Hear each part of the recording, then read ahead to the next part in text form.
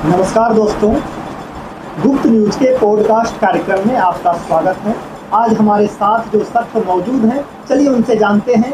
मेरा नाम संजय शर्मा है और मैं बाराबंकी। तो ये शायर बनने का सिलसिला कब से शुरू हुआ?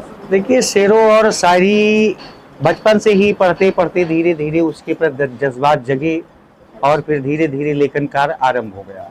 तो शायरी बचपन से ही शुरू कर दी? जी हाँ। तो बचपन की कोई शायरी सुनाइए जो आपके दिल के सबसे करीब है, वो शायरी। जब मैं क्लास 10th में पढ़ता था उस समय मैंने लिखा था कि घर की ये बहू बेटियां खुशियों की लड़ी हैं, घर की ये बहू बेटियां खुशियों की लड़ी हैं और संबंधों की दीवार में नगमा सी जड़ी हैं, और अपमान न इनका कभी भी भूल के करना, वरना ये उलट के फिर तूफान खड़ी हैं, वरना ये उलट के फिर तूफान खड़ी हैं।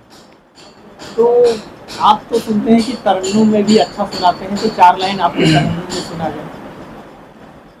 जी बिल्कुल, सुनाना चाहेंगे कि कृष्ण जब अपनी मुरली बजाने लगे, कृष्ण जब अपनी मुरली बजाने लगे, तो राधिका के कदम डगमगाने लगे, और रास रचने लगा फिर मेरे दोस्तों, और पंछी भी मिल मधुर गीत गाने लगे।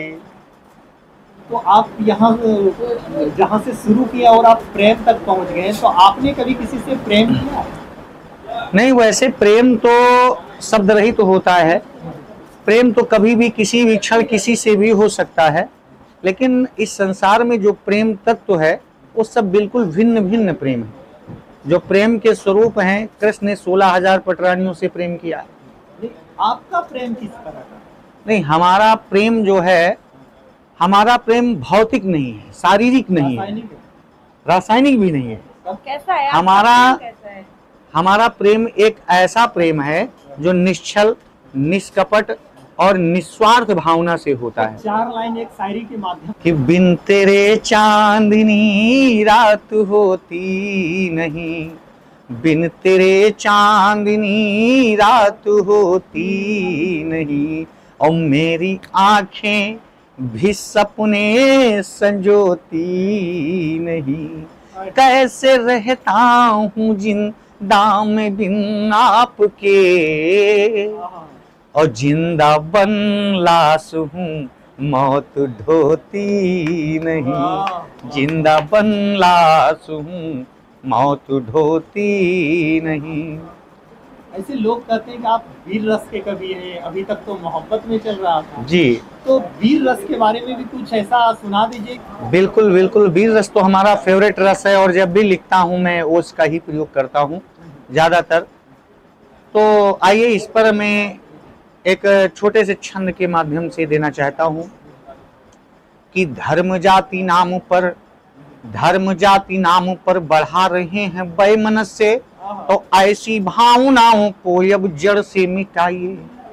धर्म जाति नाम पर बढ़ा रहे हैं वैमनस्य, ऐसी भावनाओं को अब जड़ से मिटाइए, और बो रहे हैं बीज देश द्रोह का जो हिंद में, तो ऐसे पापियों को अब देश से मिटाइए। और मिल जाए कहीं यदि एक भी ये देशद्रोही, मिल जाए कहीं यदि एक भी ये देशद्रोही, तो डाल पेट्रोल उन्हें जिंदा ही जलाइए, डाल पेट्रोल उन्हें जिंदा ही जलाइए। आपकी ये छंद पढ़ने के बाद मुझे लग रहा है शायद आप अपने देश से बहुत ही ज्यादा प्रेम करते हो। कहना भी चाहूंगा कि देश के लिए जिएंगे, देश के लिए मरेंगे, देश के लिए लंगोटियां लगा ली जाएंगी, अच्छा। और वक्त आ गया तो अपने स्वदेश के लिए सीना खोल सीने पे गोलियां भी खा ली जाएंगी। वाह। अभी नए जो आशिक लोग देशभक्ति को छोड़ के आशिकी पे लिख रहे हैं, तो उनके लिए आप क्या कहना चाहेंगे? ये लैला और मजनू वाला जमाना, हीर और रांझा वाला जमाना बहुत पुराना हो गया भैया। आजकल जो प्रेम है वो सिर्फ शारीरिक प्रेम है। जितनी देर आज का कवि जो लिखता है वो सीधा नारी की बढ़िया सी पतली सी चाल, उसके आंखों कजरारी नयन, ये लिखता है। खुद स्वयं ही ये अश्लीलता का प्रदर्शन है आज के समाज में।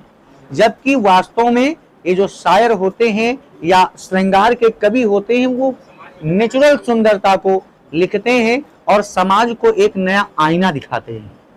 क्योंकि वो समाज के लोग जो होते हैं वह लोग ग्रहण करते हैं। लेकिन आज तो हर गली में एक शायर पैदा हो गया है, आज तो हर गली में एक शायर पैदा हो गया है। चलना नहीं सीखा उसने शायरी पढ़ना शुरू कर दिया।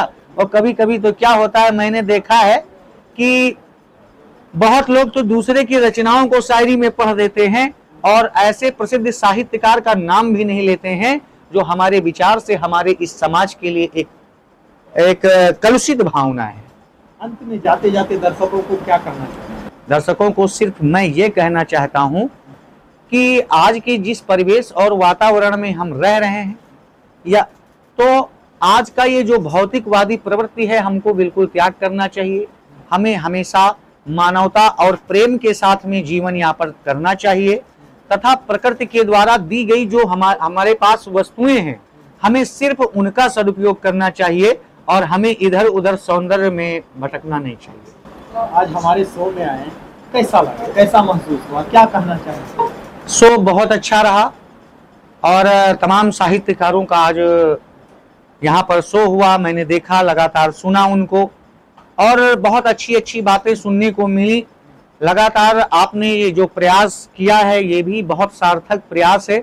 हमारे आज की युवा पीढ़ी को आईना दिखाने का आप काम कर रहे हैं, जो आगे चल करके उनके लिए बहुत हितकारी सिद्ध होगी।